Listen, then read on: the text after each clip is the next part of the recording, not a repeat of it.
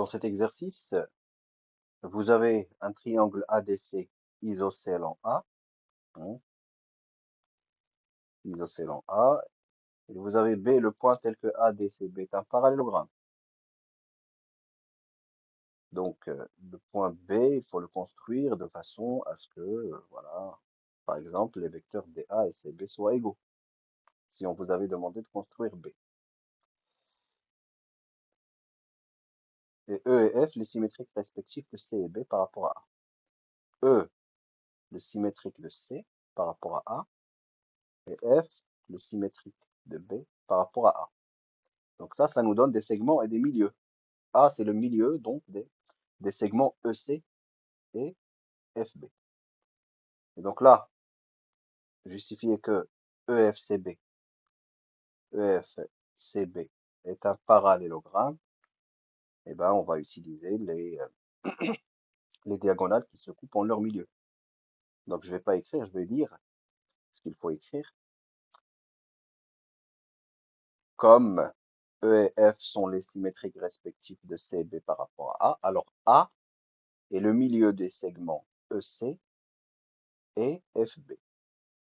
Les segments, il faut les écrire comme ça. EC et FB.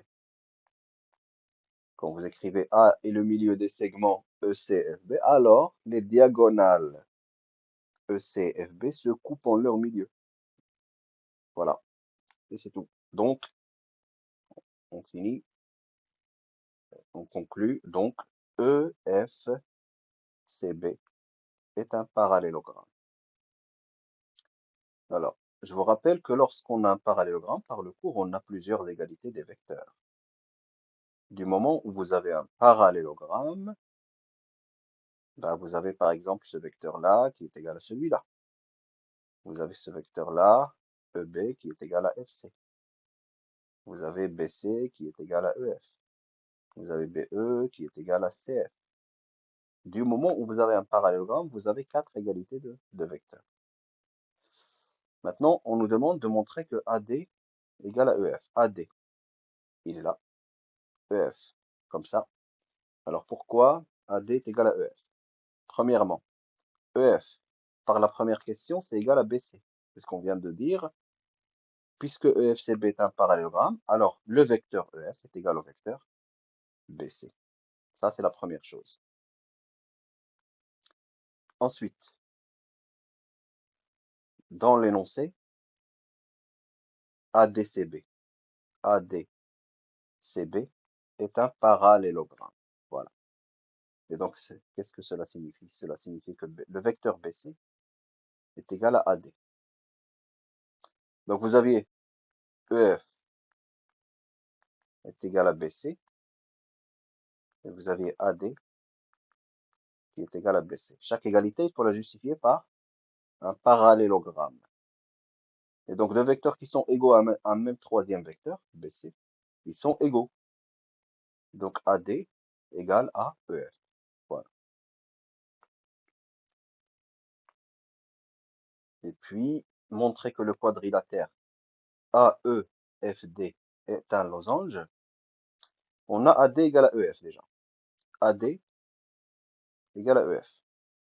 Ça veut dire que AEFD déjà, AEFD, est un parallélogramme. Par le coup, une égalité de deux vecteurs nous donne un parallélogramme. Une égalité de deux vecteurs nous donne un parallélogramme. Alors, dans un cas très particulier, ce parallélogramme il peut être aplati, ce n'est pas le cas ici. J'ai AD qui est égal au vecteur, le vecteur AD qui est égal au vecteur EF, donc ADEF est un parallélogramme. Moi, je veux montrer que c'est un losange. Dans un parallélogramme, pour que ce soit un losange, il faut que deux côtés consécutifs soient égaux, par exemple, soient de même longueur. Eh bien, vous dites, comme le triangle ADC est isocèle en A, AC égale à AD, déjà. OK? AC égale à AD. Sans vecteur, sans flèche. Je parle des longueurs, là. Et puis, E, le symétrique de C par rapport à A. Donc, A, le milieu du segment EC. Donc, AC égale à AE. Et donc, ces deux égalités vous permettent de déduire. Donc, vous dites alors AD égale à AE. Donc, vous avez AD qui est égal à AE. Et là, vous avez donc deux côtés consécutifs dans un parallélogramme, deux côtés qui se suivent, consécutifs, dans un parallélogramme qui sont égaux, qui sont de même longueur. Et bien, ça signifie que c'est un losange. Voilà. Donc, AEFD est un losange.